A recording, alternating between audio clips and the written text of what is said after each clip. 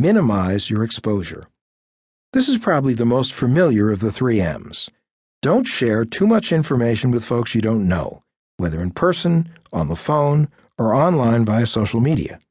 Make sure that you set long and strong passwords. Properly secure all computers, smartphones, and tablets used by you and your family.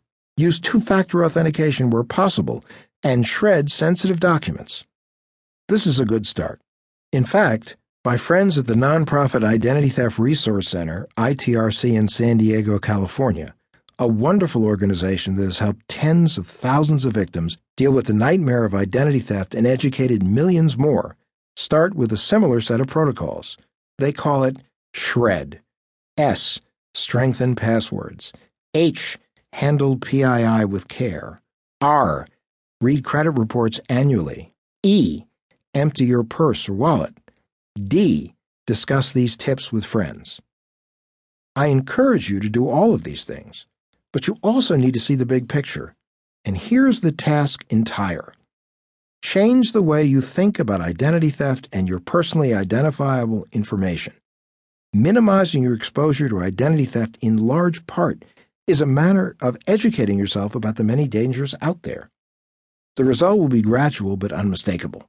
You will naturally become infinitely more vigilant. You will learn what happens when you overshare on social media. You will be careful about who you tell what and why. You will think in terms of what could happen before you die for what you want to have happen in the moment. You will not let down your guard. There are, of course, a number of companies out there that say they can protect you, but if you listen closely, none of them say they can prevent identity theft. Over the years, several have tried to persuade consumers that they can prevent it altogether, but the Federal Trade Commission, FTC, wasn't buying any of that, nor was the Consumer Federation of America, CFA, because the fact of the matter is that they can't.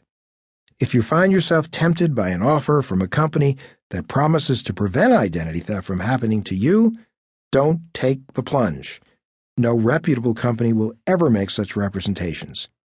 For a treasure trove of information about how to intelligently choose an identity theft service provider, go to the CFA-sponsored site www.idtheftinfo.org. Monitor your accounts.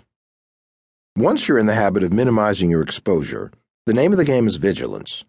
First, you need to check your credit. Once a year, you can get a copy of your credit reports from each of the 3 major credit reporting agencies at no fee at www.annualcreditreport.com. Next, enroll in transactional notification programs. You will find that they may be offered for free through your bank, credit union, and credit card issuers. Alternately, you can subscribe to various credit and fraud monitoring services that will inform you of any changes to your credit report, like new accounts or inquiries that might indicate someone is trying to open a fraudulent account in your name. Depending on the service you select, you can set your security protocols so tightly that a new line of credit cannot be opened at all because no one, including you, can gain access. Or you can set it up so that there can be no green light until you receive and respond to an instant or slightly delayed alert that someone has tried to create a new account. Alternately, you can set the alert loosely so that you can simply receive notice when activity in excess of a preset dollar amount occurs in any of your existing financial accounts. It may seem like a nuisance to field an email or text or app notification every time you buy something with your credit or debit card, but you'll be glad you activated those notifications the day you get one about a purchase you didn't make or the creation of an account for which you never applied.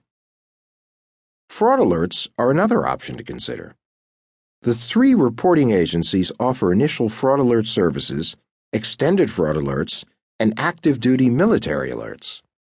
If you already subscribe to a credit monitoring service, fraud alerts may be an inexpensive add-on. There are also services that allow you to monitor your children's Social Security numbers for signs of identity theft. A credit freeze is a more comprehensive shield, but it is also more cumbersome than a fraud alert, and it's still not fail-safe. Once activated, no one, including you, can access your credit for the purpose of opening new accounts.